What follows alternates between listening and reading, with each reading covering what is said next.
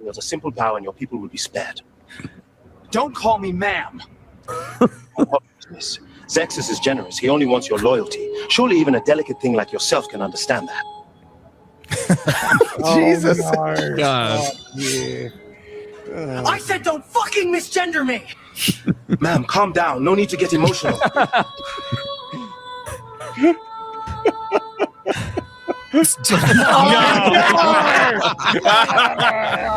It is sir!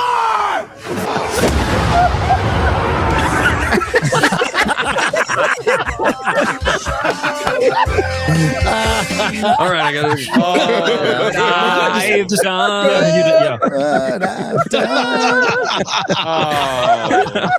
I love, written by Alex Kurtzman right there. Yes. Too. Yep. Nerderotic.com. Odyssey. Speaking of impressions, Jesus Christ. Speaking of other disasters, when you start to lose Jeremy a little bit, and not that Jeremy's completely off the train, but when you start to lose him a little bit, particularly with the casting that everybody's been calling out, by the way, it's bad. It's fucking bad. It's bad. Now, I want to preface this by saying what you guys have said already, that the trailers are nowhere, not even close to being ratioed. They are overwhelmingly liked. So there isn't like a ratioed trailer, but there is a lot of discourse on a lot of social media. Somebody in my chat pointed out the other day that there is like a there's like a Universal Canada that had a trailer that was ratioed. It didn't have a ton of views, but you know, it was ratioed. But it's the same trailer as the others. It was just on a different YouTube channel. So I wanted just to point that out. But the main trailers are Canada. like 95%. It is Canada. So what the Canada? there's like 3 people up there. Like, I don't necessarily care if this movie is going to bomb or be popular. I think it'll do great numbers, honestly. Yeah. I care if it's going to be good or not. In terms of that metric, there are so many friggin' red flags about this film that it is, in my kind of, perception, it's looking like it's going to be a disaster. This is not like it's going to be it doesn't feel like it's going to be a good film, honestly. It's a bummer. I wanted this to be great. I was excited about it. I'm like, oh my God, seeing Nolan essentially take on fantasy, right? Like that something he hasn't really done. It's out of his wheelhouse. I know Elon is out there saying it's awards. It's awards. Nolan doesn't need awards. Yeah. He's not the kind of guy who needs awards. What's more disappointing, if it's the case, is he's kind of bending the knee to the message. That's exactly what he's doing. Now, so here's the thing. The thing with Elon talking about this has sent it to a different stratosphere. Completely different level. And he's still tweeting about it today. He made a tweet 4 hours ago about it. And so even if Elon is wrong on Nolan's motivations, it's sent the Odyssey controversy to another level, man. It's bigger than I thought it was going to be now. And thanks to Elon. And I think that Nolan deserves all the criticism that he's getting. I think that he retweeted this one. Yeah. The Greeks are pissed. Yeah, they're mad. The thing is, like, Elon is like making it bigger, but Elon's hopping on this. Yes. This is not, and the way that like that article is framing it as if Elon Musk is leading this crusade.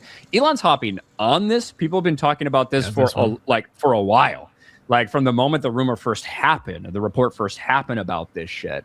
And obviously Elon will amplify anything that he's getting involved in. But this is not some artificial, well, Elon doesn't like it, so a bunch of Elon fans are mad. Now, this is, a lot of people think that this is ridiculous bullshit and are tired of it. We're just fucking tired of it.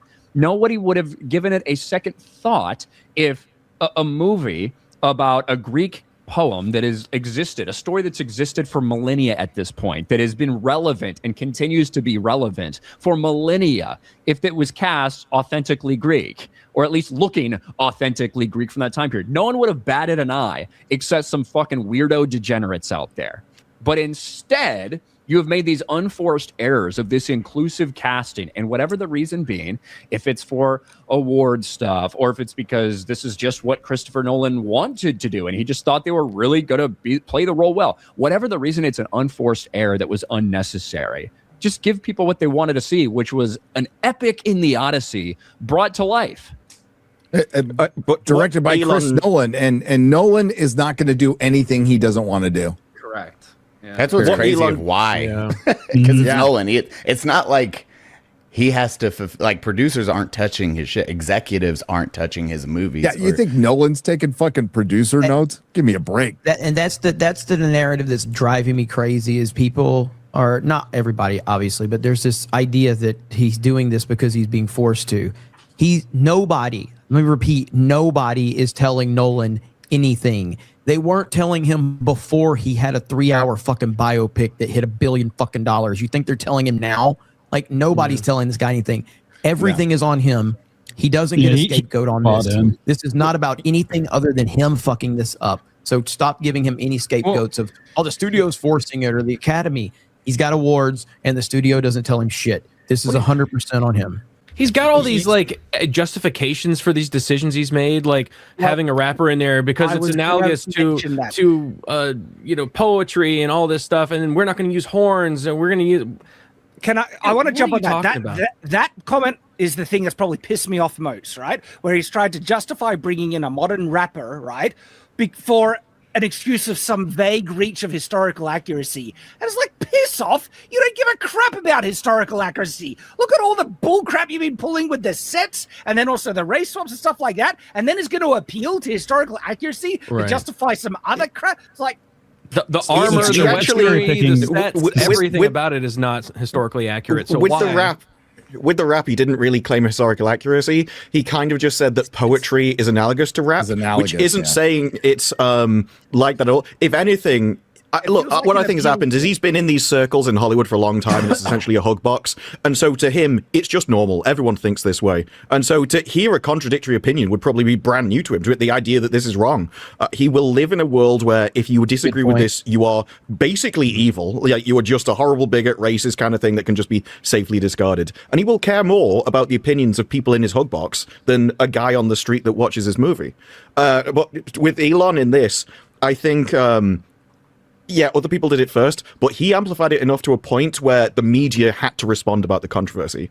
And their immediate response was essentially shame and humiliation to try and get people to shut up. They are trying to silence people by, you're just silly, you're just an idiot, you just don't know what you're talking about. And they then did it twice. They've now made 2 articles about Elon. Really? Okay. Yeah, there's like Elon double downs as he continues attacking the Odyssey. Well, they've overused racist, so they can't use that anymore, which is why they're going with silly and wildly inaccurate. Well, which is funny because the examples that they pull up to defend the Odyssey are they're a choice. They're an interesting choice, but big time. The Odyssey, why Elon Musk and his troll army's attack aren't just silly but wildly inaccurate. So like Elon's leading us. I guess Steve Bannon's out of the picture. It's Elon now.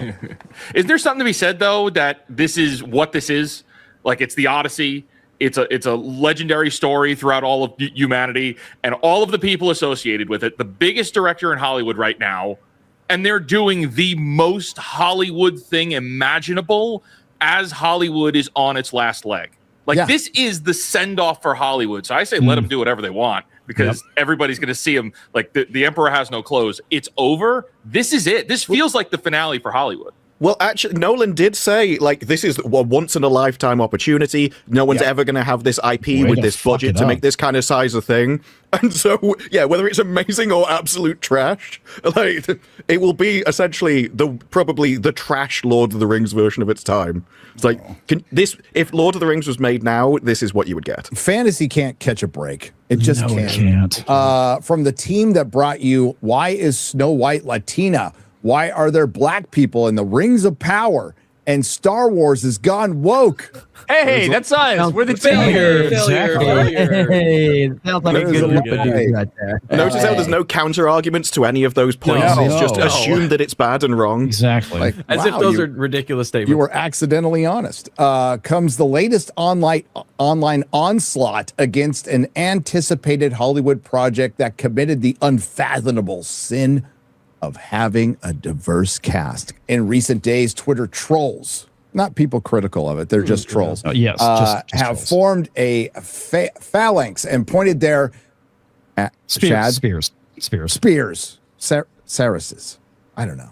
Squarely at the Odyssey, Christopher Nolan's $250 million adaptation of Homer's epic scheduled to hit cinemas on July 17th. They have not actually seen the film yet, mind you, but have nevertheless managed to work themselves into a lather over a pair of castings, though Page's character isn't confirmed yet. Elliot Page as Achilles' ghost and Lupita Nyong'o as Helen of Troy. So that sentence is they haven't seen the movie, but they are commenting on things that they have seen. Much like this individual. And the whole, like, they've worked themselves into a lather over, diverse casting. This is the same type of people. If you cast a black character just one shade too white, they lose their freaking minds. Like, these people are complete hypocrites, and none of us actually have a problem with diversity. We have a problem with historical. We want historical accuracy. We want things Speak for yourself, Matt. I was gonna say, saying we don't have a problem with diversity. Where I got my fucking Airbnb canceled last night because we saw one black guy. What I mean is, when it's appropriate to the story or setting, like no one was complaining that there were black people in the Dungeons and Dragons film, right? Because it obviously makes sense in such a world like that. But in Lord of the Rings, which is distinctly a European English story, there is a different kind of gauge that we're judging it by. And so this whole nonsense that, they're always upset with diversity is just a narrative piece of bullcrap that they throw out there. And they're also it's all they have, Shad. This is all they fucking have. When it goes in reverse, and if a black character is done white, they lose their minds more than anyone on our side. Yeah. Yes, they do. And also, this is such a departure from Nolan's like ethos of making everything grounded and realistic, to then take the story about Greeks that comes from Greeks and not have Greeks in the movie. Like, that's not grounded. That's not making it realistic. Yeah, it's fucking bullshit. I mean, if they were to go and adapt a African folklore and put white people in it, they would also lose their shit. It only goes one way, and it's complete hypocrisy. It's always done that, and we always get frustrated, and they don't care. They're in complete control, and they just do this shit in our faces. What do you care? It's a mythological tale. It's not real. It's not real, but as Nolan himself said, that Disparu just referred to, this hasn't been adapted in a big budget Hollywood film like this particular story. There's been pieces of it, but this is the first time this has been done. A lot of people have been looking forward to this.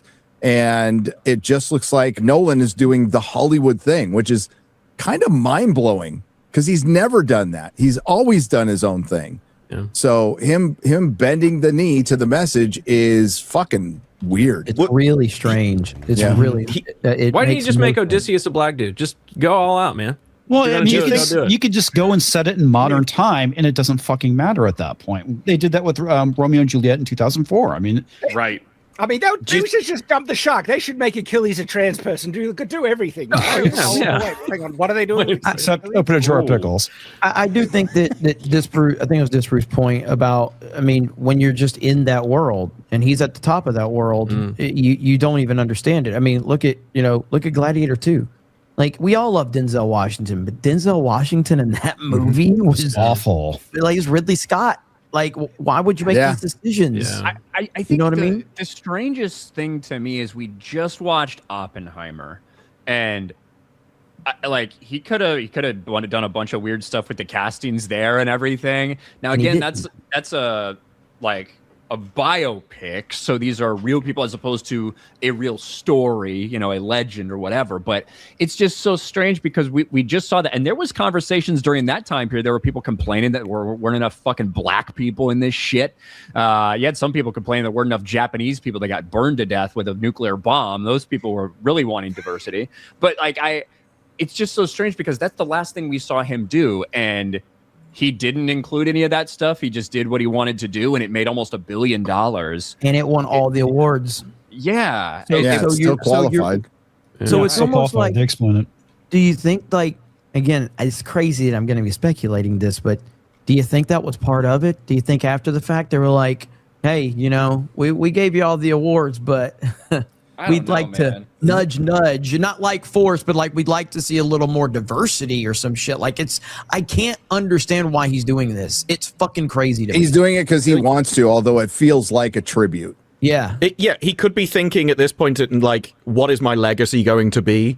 And they could be like, well, if you keep making these kind of movies, then you will go down as the guy that doesn't put diversity in his movies kind of thing, because you keep doing things to make it essentially realistic. And instead, he wanted to do well, what happens if we took this stuff and updated it? This is just updating it for the modern audience, essentially. And it is very in line with everybody else. And I do just think that to him, this is normal. I doubt he would have even questioned why this shouldn't be done, because nobody else in the industry thinks it's weird or bizarre. It's just kind of something that has to be done. It's George Lucas during the prequels. When he went into episode 1, how many people remember this? I don't know. He was a god on Earth. Like, it was George Lucas coming back to Star Wars. Nobody was going to tell George anything. Nobody's going to be like, hey, Jar Jar stepping in shit's kind of stupid, George. Nobody's telling him that. And Nolan's at that level. Nobody is going to say, hey, Chris, this is kind of retarded. Nobody's telling him shit. And he's just surrounded by people that are going to probably agree with the decisions he's made anyway in the Odyssey. Like, oh, yeah, we need a black queen as Helen of Troy, Chris. That's a great idea. Your radical feminist wife will love that. So I don't know, man. Nolan's like, I may have gone a little too dark in a few places. You also have to remember that you also have to remember that with the Odyssey, it goes through like another layer because it goes through translations. So it always has bias from the person that's translating it, as you have to change the language. And so he may have been like, well, what's the most well-liked, recommended version of the translations? And all the people in Hollywood said the feminist one. And so that's the one that Emily he took Wilson, his kind of main inspiration from. And it just leads to this naturally. Which, again, isn't confirmed, but he did bring it up in two separate... Twice. He references it in 2 separate interviews. Yeah. So the latest we have right now is the narrative shift has been...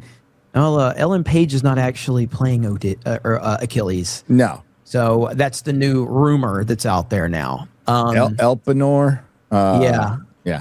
I mean, I'm still holding out hope, and I don't think it's going to happen. But I'm still holding out hope that we get 60-something-year-old Brad Pitt as Achilles. That would have been cool. Awesome. And it would have been a great full circle because he was in the running to direct Troy. So it would have been a nice full circle moment. But instead we get a woman. It would be incredible if Brad Pitt is a broken version of Achilles in the underworld and talking about how he. Dude, come on, man. What are we? Oh, that'd be really good. It would have been cool to have Sidney Sweeney and Ellen of Troy too, and Nolan fucked that one up. So clearly, our opinions are probably wrong. At least Helen's hot. Am I right? Which one? Well, and look, I'm not gonna sit here and be like Lupita Nyong'o's the ugliest person in the world. Sorry, but you got Gabrielle Union, I think's her name. There's I just get a fucking if you're doing this, get smoking hot. That's Helen. Get a hot black. A war was caused by a woman. Yeah. No war is going to be caused by a 5. It's her defining trait. As we have learned, a lot of things are caused, a lot of problems are caused by women, okay? And I think we should be better off if we just ignore them a little more often. Pulling up and they're like, oh, whoa, we're fighting for what? There's a war for this one? Yeah. Hey, the lighting's bad. I might have overreacted, okay? It's all good. I was drunk. Okay. I remember. Oh, wow. That brings up something else from the story from Nolan's interview at Time Magazine, where Lupita Nyong'o is also playing Helen's sister, who's the wife of Agamemnon. They're not supposed to be twins. No. So it actually makes zero sense of what you're depicting as the most beautiful person in the world. Basically, that's how she's viewed. If there's another motherfucker that looks exactly like her, that makes zero sense. I don't know why. Very good point. That's actually a really good point. Haven't thought about that. I mean, listen, back in the day, you had which I can't believe I'm saying this, but it sounds like it's going to be the definitive version on film for the Odyssey, which is the Armand Assante version back in the day. And you had Vanessa Williams playing Calypso. Yes. And nobody complained because she was gorgeous. Smoking hot. So, I mean, I still think you cast Elliot Page of Helen of Troy, you piss off the woke people, you piss off the right-wing people, and you piss off Elliot Page. It gets everybody. It's the funniest result. Listen, in time of craziness like this, some good things come of it. And the Elliot Page memes have been some of the greatest fucking memes of all time. Dude, one of them made it. One of them actually made it. Well, a couple of them actually made it in that Variety article, which was fucking hilarious. That was in the article. Yeah, it's in the article. You know, things are bad when people are overlooking Zendaya playing Athena. Right.